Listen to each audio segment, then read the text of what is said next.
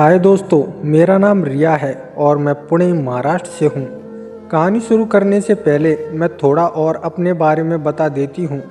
मैं एक दुबली पतली सी लड़की हूँ। मेरी उम्र 22 वर्ष की है। मैं दिखने में सुंदर और गोरी हूँ। यह बात जून माह की है।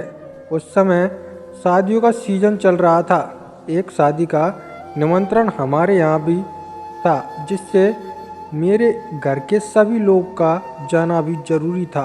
पर सबसे बड़ी समस्या यह थी कि घर की देखभाल करने वाला कोई नहीं था, क्योंकि यहाँ घर बंद करके जाने पर चोरी होने का डर बना रहता है।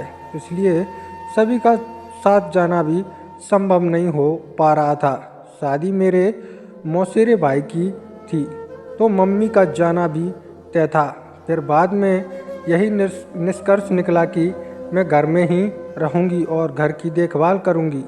इसके लिए पापा ने हमारे पास के एक अंकल को मदद करने और रात में मैं अकेली ना रहूं, इसके लिए रात में आकर सोने के लिए बोल दिया।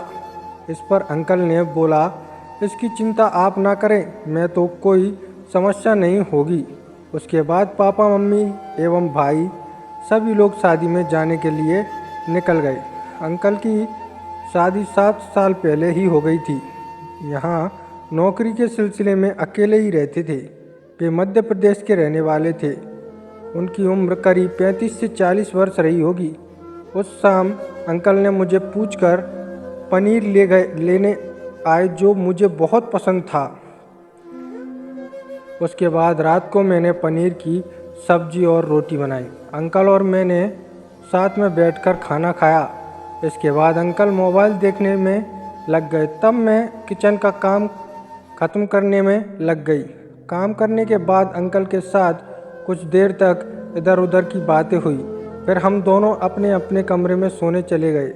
सुबह उठकर मैंने अंकल के लिए नाश्ता बना दिया और साथ में उनका टिफ़िन भी पैक करके उनको दे दिया। इसके बाद वे शाम में क्या बनाएंगे यह पूछकर ऑफिस के लिए निकल गए। उसके बाद मैं साफ सफाई करने के बाद नहाने चली गई और नहाकर फिर तैयार होकर मैंने फिर नाश्ता किया। उसके बाद कुछ देर आराम करके फिर दोपहर का खाना बनाकर और खाकर मोबाइल देखकर कुछ देर पढ़ाई की। ऐसी ही शाम के करीब 5 बज गए। अंकल भी ऑफिस से आने के बाद बाज़ार से सब्जी लेकर आ गए। उसके बाद मैंने उनको चाय बनाकर दी और कुछ देर बैठकर बातें की। फिर रात का खाना बनाने के लिए किचन में आ गई। कुछ देर बाद अचानक से बिजली चली गई और घर में अंधेरा हो गया। क्योंकि हमारे यहाँ इन्वर्टर नहीं था, तो मैंने मोमबत्ती जलाई और खाना बनाने लगी। गर्मी ज़्यादा होने की वजह से मुझे बहुत पसीना आ रहा था। कुछ देर में अंकल भी वहाँ आ गए और बोले, इतनी गर्मी में कैसे काम कर लेती हो? मैं बोली, नहीं करूँगी तो खाना कैसे बनेगा? भूखे रहना पड़ेगा। इस पर अंकल ने कहा, तुम्हारी बात एकदम सही है। उसके बाद मैं खाना बनाती रही और साथ में अंकल से बात भी करती रही। कुछ देर में ही बिजली आ गई। उसके बाद अंकल ने देखा कि मैं पसीने से तरबतर थी। तब उन्होंने कहा, तुम तो पसीने से पूरी तरह से भीग गई हो। इस पर मैंने हाँ में सर हिला दिया। कुछ देर में खाना बनकर तैयार हो गया। उसके बाद हम दोनों ने खाना खाया। फिर मैं किचन का काम ख़त्म करने में लग गई। अंकल भी अपने कुछ काम करने में लग गए। किचन का काम ख़त्म करने के बाद मैंने सोचा कि क्यों ना नहा लिया जाए, तो मैंने अपने कपड़े लिए और अंकल को बोला, मैं नहाने जा रही हूँ। इसके बाद मैं नहाने चली गई और नहाकर मैंने गुलाबी रंग की नाइटी ड्रेस पहन ली। फिर अंकल के रूम में उनसे बात करने चली गई।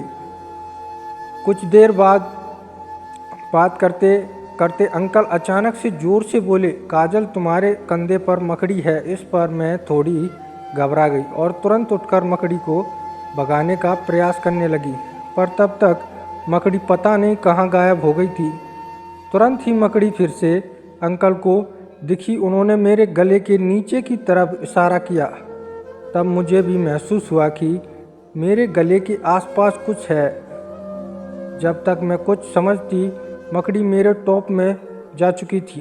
जिससे जाते हुए अंकल और मैंने भी देखा था। इस बात से मैं काफ़ी ज़्यादा डर गई थी।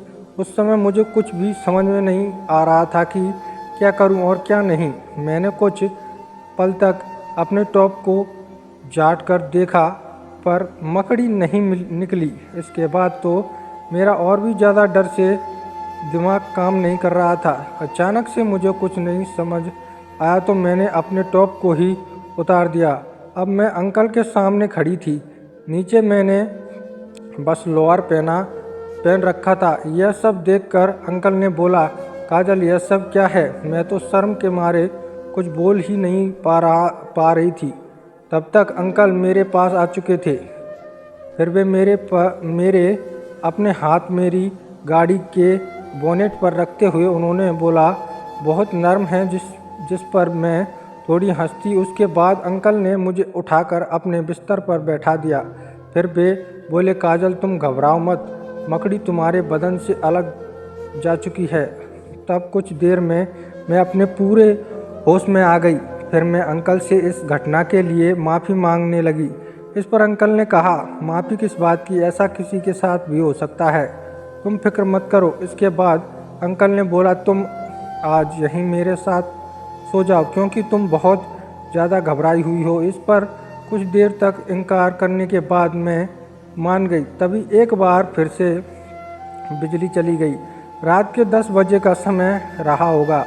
तब अंकल ने अपने मोबाइल की फ्लैशलाइट को ऑन किया। उसके बाद उन्होंने कहा, चलो इससे अच्छा आज छत पर चलकर सोते हैं। इस बात पर मैं भी मान गई। उसके बाद अंकल ने मुझे मेरा टॉप पहनने को दिया। अंकल बिस्तर और मैं मच्छरदानी लेकर छत पर आ गई। छत पर भी उस असम भारी गर्मी थी पर बिजली अब तक नहीं आई तो हमारे पास दूसरा कोई उपाय भी नहीं था। कुछ देर लेटने के बाद गर्मी से पसीना निकलने लगा। तब मैंने अंकल को बोला, यहाँ भी बहुत गर्मी लग रही है। जिसके बाद अंकल ने मुझे प्यार से बोला, बिजली आ जाएगी तब हम वापस से नीचे सोने चले जाएंगे। उसके बाद अंकल ने कहा, अगर तुमको बुरा ना लगे तो एक बात बोलूं? मैंने बोला, हाँ, जो भी मन में है बोल दो, मैं बुरा नहीं मानूंगी। वह मेरे से पूछने लगे, तूने गाड़ी की सर्विस करवाई है? मैंने शर्माते हुए मना कर दिया। फिर इसके बाद अंकल ने फिर से अपने मोबाइल के फ्लैश को ऑन किया और गाड़ी को अच्छे से चेक करने लगे और फिर किस करने लगे। इतने में रात के करीब 11 बजे का समय हो गया होगा। फिर कुछ देर में बिजली भी आ गई। अंकल ने मुझे बोला, तुम यहीं रहो, मैं सीढ़ी का बल्ब ऑन करके आता हूँ। उसके बाद अंकल बिस्तर को मोड़कर नीचे लेकर चले गए। इतने में ही मुझे याद आया कि मेरे कपड़े भी तो बिस्तर पर ही पड़े हुए हैं, जो बिस्तर के साथ अंकल गलती से ले गए थे। उसके बाद मैं अंकल बोलती हुई सीढ़ी की तरफ भागी। भागने से मेरा शरीर का बैलेंस बिगड़ गया और मैं गिर पड़ी। मेरे दाएं एड़ी में चोट लग गई और मुझे दर्द भी काफ़ी हो रहा था। इतने में अंकल वहां आ गए और मुझे ऐसा देखकर पूछने लगे, काजल यह क्या हो गया तुमको? मैंने तो बोला था वहीं रहने को, तो फिर तुम नीचे अंधेरे में क्यों आ गई? इस पर मैं बोली, अंकल आप मेरा ड्रेस बिस्तर के साथ लेकर नीचे चले गए थे, वही बताने में उतर रही थी। इतने में ही मेरा पैर फिसल गया और मैं गिर गई। इसके बाद अंकल ने मुझे पूछा, कहाँ चोट लगी है? तब मैंने बताया, एड़ी में, जिसकी वजह से मैं उठ भी नहीं पा रही हूँ। उन्होंने मुझे अपनी गोद में उठा लिया।